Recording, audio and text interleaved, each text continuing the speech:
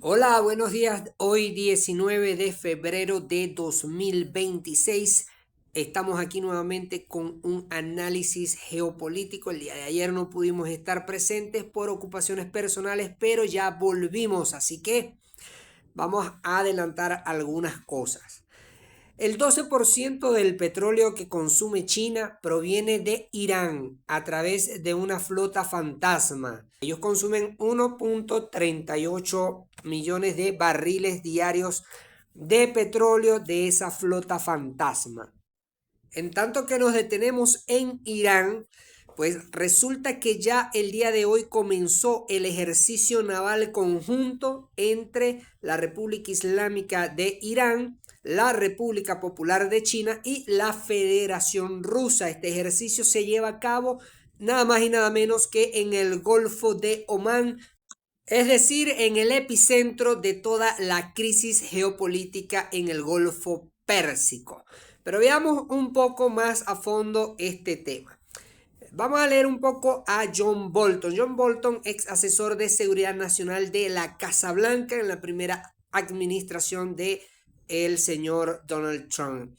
Él dice, la Guardia Revolucionaria Islámica controla el 40% de la economía iraní y de todos los nukes. Fíjense este detalle, él comienza a hablar de nukes. ¿Tendrá entonces la administración Trump, tendrá alguien ya desde hace tiempo la certeza de que Irán efectivamente ha logrado alcanzar el desarrollo de armas nucleares? Posiblemente estemos hablando de armas nucleares tácticas, de dispositivos no de mucha envergadura, pero con suficiente capacidad de hacer daño, de destrucción masiva.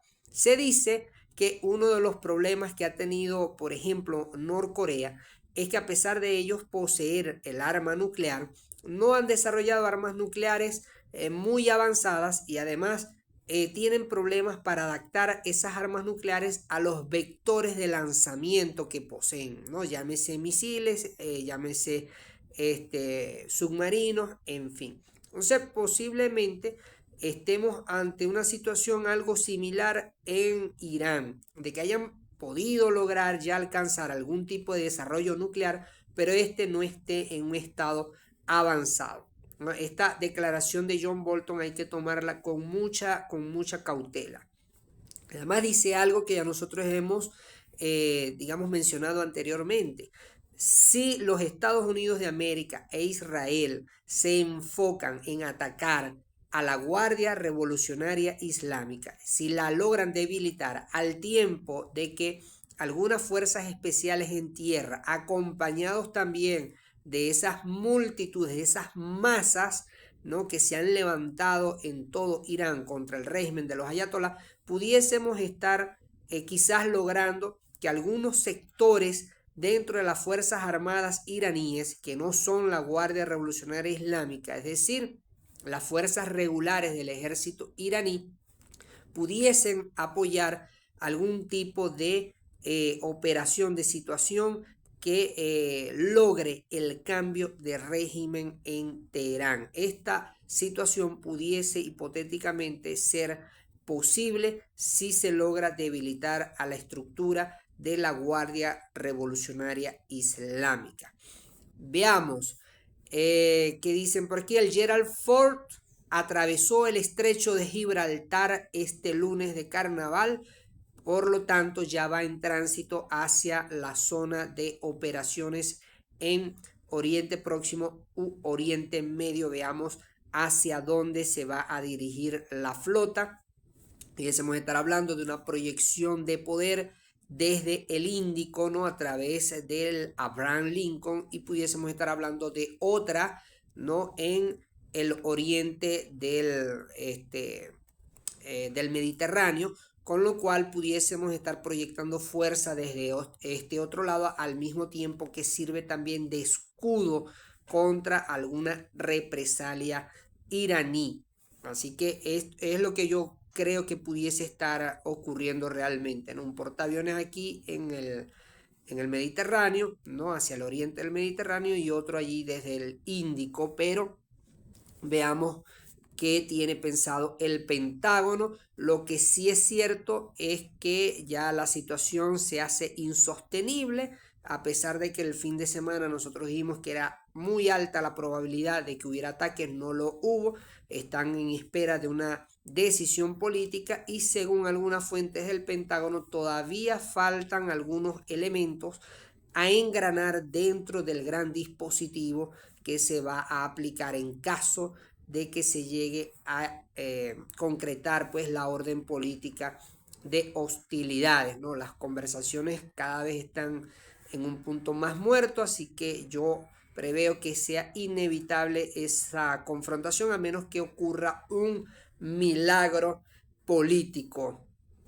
A ver, ¿qué dice aquí? Fuerza Aérea de Estados Unidos prepara el rearme de todos sus B-52 con bombas nucleares. Recordemos nosotros que todos los tratados que hasta hace poco estuvieron vigentes con respecto a la limitación y al uso de armas nucleares, ¿no? De todo lo que respectaba a las armas nucleares en el mundo, vencieron. Es decir, ahorita no tenemos ningún tipo de tratado que limite ni que regularice el uso de armas nucleares, el movimiento de estos artefactos y bueno, todo lo que tiene que ver, todo lo referente al tema de las armas de este tipo, ¿no? Por parte especialmente de los Estados Unidos y de Rusia. Se ha planteado que quizás deba haber una nueva negociación donde se incluya a otras potencias, entre ellas por supuesto también Pekín, para la limitación del desarrollo y uso de vectores nucleares. Así que esperemos cómo se va desarrollando esto. Pero lo que sí les quería decir con respecto al primer punto que estábamos hablando de Irán propiamente.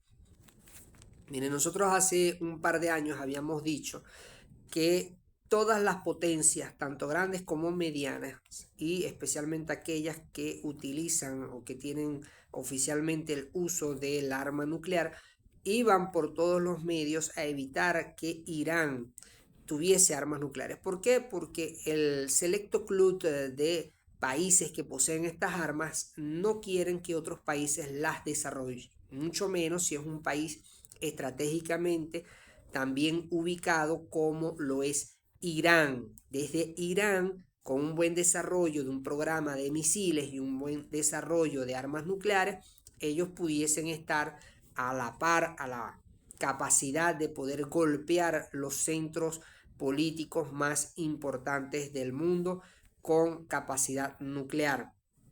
Así que es imperativo y de hecho yo en aquellos años esgrimía y de hecho tengo un artículo en Polemos Politic donde yo hablo de esa transacción, ¿no?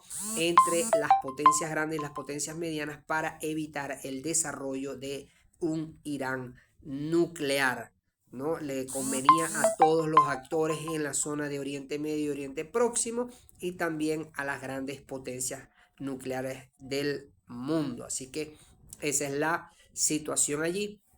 Por lo otro, a pesar de que Moscú muestra un aparente discurso a favor del régimen de los ayatolás y demás, es mentira. En la práctica, geopolíticamente hablando, ya Moscú se ha entendido con Washington y con Israel en el pasado, frente a la necesidad de limitar a los ayatolás, porque los ayatolás al final del caso no son un régimen confiable, porque dependen de esa situación espiritual, ¿no? De todo este misticismo que envuelve a sus élites políticas, que no los hace unos aliados confiables. Así que los rusos prefieren negociar algunos aspectos y utilizar más bien a Irán como una herramienta dentro de su juego geopolítico. Ya lo vimos en Siria, ¿no? Vimos algo similar con el tema de Venezuela, ¿no? Y lo estamos viendo y lo veremos ahora en Irán. Ahora, ¿para quién sí es importante? Para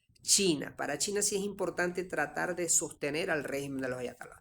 Miren, los rusos pueden, digamos, dar su bendición a un cambio de régimen dentro de Teherán y pedirían alguna compensación del pastel, ¿no? Una participación dentro del pastel futuro de lo que allí se va a desarrollar, ¿no? Dentro de Irán.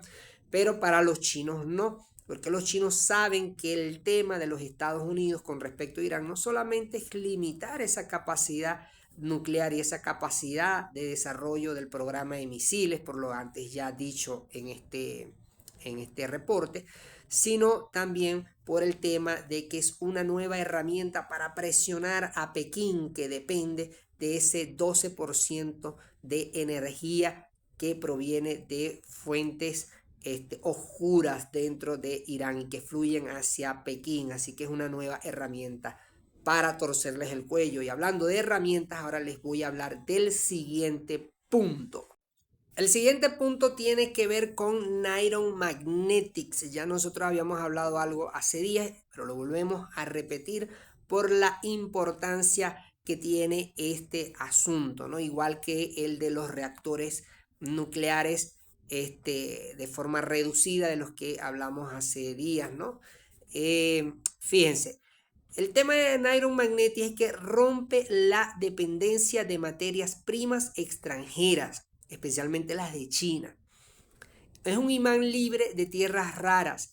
Permite a los países independizarse de las complejas cadenas de suministro extranjeras utilizando materiales más accesibles y sostenibles. ¿Cuál es el problema? Que es una tecnología apenas en sus inicios del desarrollo, todavía no alcanza el grado de madurez necesaria para romper realmente con estas cadenas de suministro que esencialmente vienen de China. Ahí todavía China tiene esa gran ventaja, pero ya comienzan, sobre todo los Estados Unidos, a desarrollar este tipo de tecnologías y acercarse. En pocos años no solamente se van a equiparar con los chinos, sino que los van a volver a superar, y allí Pekín se habrá quedado sin una herramienta fundamental para su juego geopolítico, para su chantaje en cuanto a las cadenas de suministro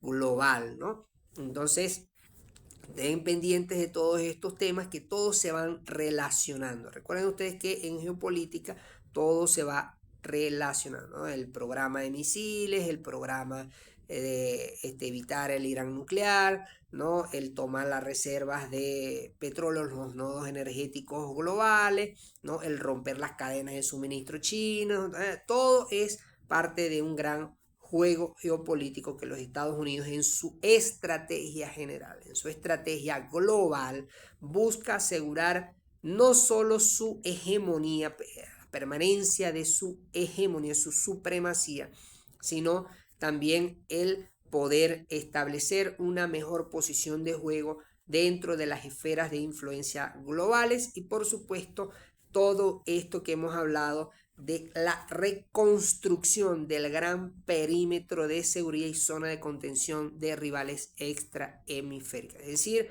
América toda como una gran fortaleza y el resto del mundo, digamos, con un rasguño en cuanto a espacios de poder, ¿no? Va a estar presente allí durante mucho tiempo los Estados Unidos como la gran superpotencia del mundo, así que despabilen, olvídense de que los Estados Unidos están en un proceso de declive. Harían falta por lo menos 2 administraciones como las de Biden o 3 administraciones para que eso pudiese comenzar a ocurrir, ¿no? Pero hasta ahora las élites políticas norteamericanas lograron contener esa perniciosa ideología woke que básicamente es la que le está haciendo daño a los Estados Unidos de América.